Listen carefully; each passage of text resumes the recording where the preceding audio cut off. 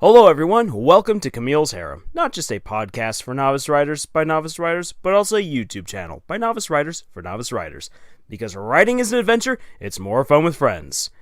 Many writers intentionally or unintentionally cripple the effectiveness and aura of their villains. How do they do that? By providing an extreme info dump into who their villains are and their motivations. It's honestly super frustrating. To extrapolate on that argument, I am going to look at RWBY Volume 6 and compare it with the last two books of the Harry Potter series.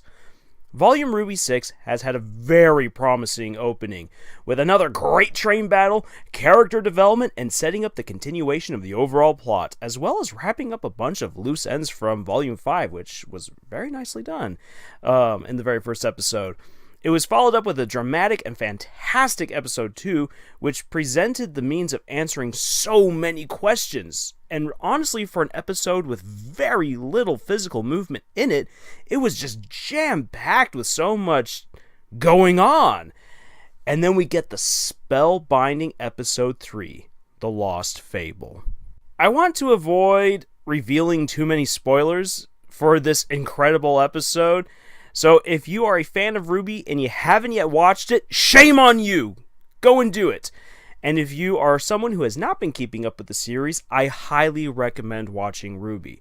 So I will do my best to avoid the big spoilers contained in the most recent episode because, well, they're really big and also super important. Essentially, we've been clued into Salem's backstory by now, the show's main villain and antagonist.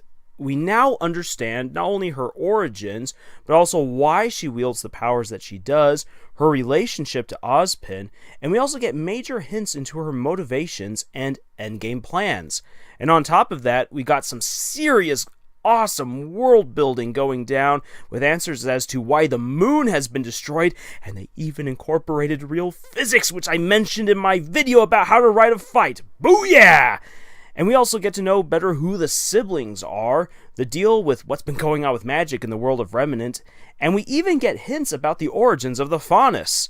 But most importantly, we now know so much more about Salem. We know much, much more than we did in the past 2 seasons. The latest episode was a goldmine of an info dump, which is something I never thought I'd say. Usually in Camille's Harem we tried to avoid things like info dumps, but this was a pretty good one. Now you may be asking yourself, what does this have to do with Harry Potter?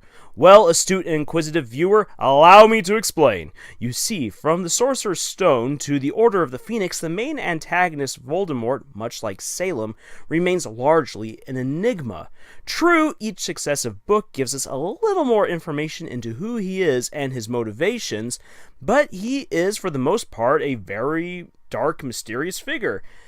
But Harry Potter and the Half-Blood Prince provides an ingenious window into who Voldemort truly is and what his goals really are through the memories of a few surviving people who knew him as a young man. Personally speaking, the 6th book is one of my favorites in the Harry Potter series, but it created a massive problem. It demonstrified Voldemort, and yes, that's a real word. I slipped it into the dictionary. With all the necessary explanations about Voldemort's past and the Horcruxes in place, he was reduced to nothing more than a whiny, disturbed, and overconfident brat. I laid down the 6th book, laughing to myself after I'd finished reading it, and said, wow, Voldemort is a wimp! I just could not see how his villainous character could be redeemed from such a thorough demystification of his persona. I mean, he had to get Snape to do his dirty work for him and kill Dumbledore! No! No! No! No! No! No spoilers! Oh, come on, people. It's been 10 years already. It's not a spoiler anymore. And then I read the opening to Harry Potter and the Deathly Hallows. It was a fantastic way to reintroduce Voldemort. True, I knew who he was, I knew where he was coming from, but I got to see him as his followers, the Death Eaters, perceive him. The powerful, the dark, the overconfident, and ever-planning, cold-hearted, ruthless, calm murderer. I got to see another side to Voldemort, and it re-enhanced his villainy. The opening chapter to the Deathly Hallows saved Voldemort from the grievous sin of over-explanation, or as we like to refer to it in the Harem, info dumping. Yes, we really don't like info dumping, which is one of the reasons why I'm really surprised that I liked Episode 3 of RWBY Volume 6 so much. But coming back to the matter at hand, when we did our group discussion of monsters for Halloween, Vince and I talked about how difficult it is to do a good reveal for a monster because once it's exposed, it loses part of its aura. Villains are much the same way.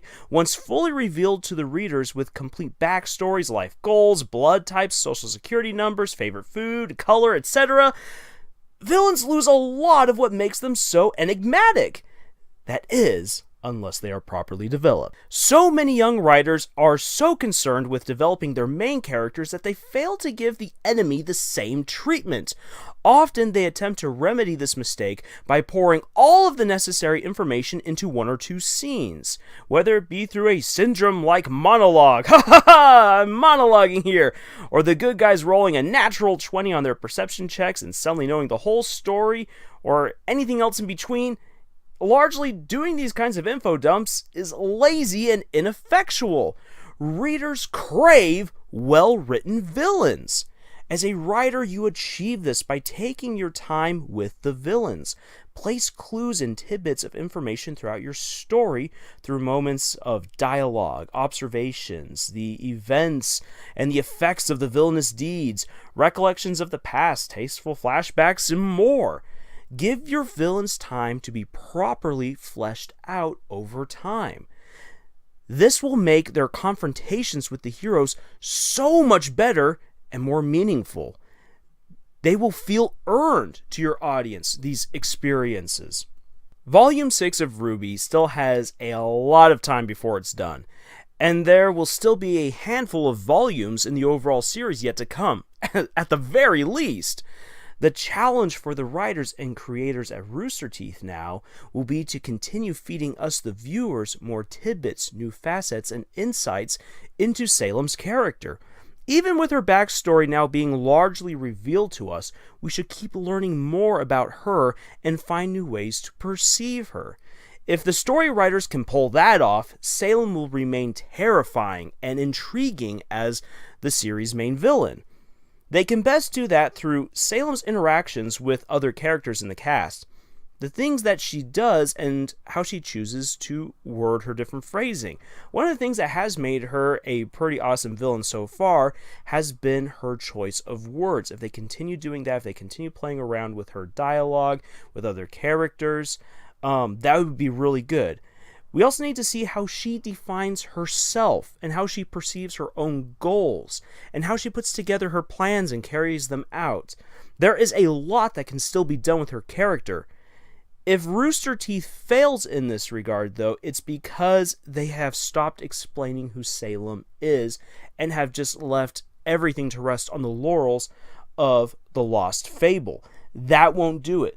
They still need to give us more character development for her as the series progresses. So those are my thoughts coming out of Episode 3, The Lost Fable. I'm really looking forward to Episode 4 now. Seriously, I am so pumped and excited. I just can't wait to see what will be served up to us. I was tempted to do a full review of the latest episode and the developments in the overall series. But with how everything right now is turning out in Volume 6, I kind of want to save that for later, once I learn more. I want to see how the story as a whole unfolds before passing judgment on it. In the meantime, take this lesson to heart. Give your villains proper time to develop. Do not just saddle your readers with an info dump and expect your villains to just carry their weight from that point on. Once a character ceases to grow, they cease to be interesting. So, if you would like any more writing advice from Camille's Harem, then I suggest you check out our podcast Season 1 on Podbean, iTunes, and Google Play. We also have writing prompts for you on our Pinterest page, some fun art on our Tumblr, and you can engage us in conversations and discussions at our Reddit. Links for all of these sites are in the description, along with links to some of the other videos that we have done in the past regarding RWBY. And if you would like us to do an analysis of RWBY Volume 6's episodes, then please let us know down below in the comment section. If we see that there are enough people who want to hear novice writers' opinions about them, then we will happily oblige.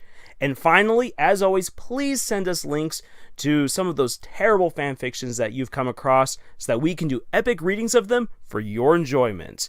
Especially if you know some wonderful, terrible RWBY ones out there, we will happily read them. And until the next episode, tschüss.